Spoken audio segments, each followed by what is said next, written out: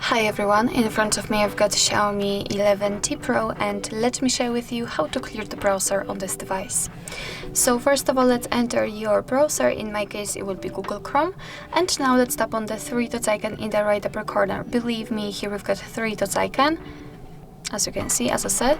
So now we can enter the history, and as you can see here we've got the full list of all previously visited websites. So of course, if you want to, you can remove them manually one by one just by tapping on this X button, but if your list is so wide, much wider than mine, I highly recommend to tap on clear browsing data.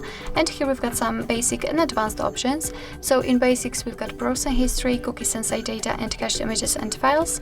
And in advanced we've got also saved passwords, autofill from data, and site settings. So if you want to remove something, just make sure that it is marked. So let me remove everything. What's more, we can change the time range from last hour to, for example, last 4 weeks.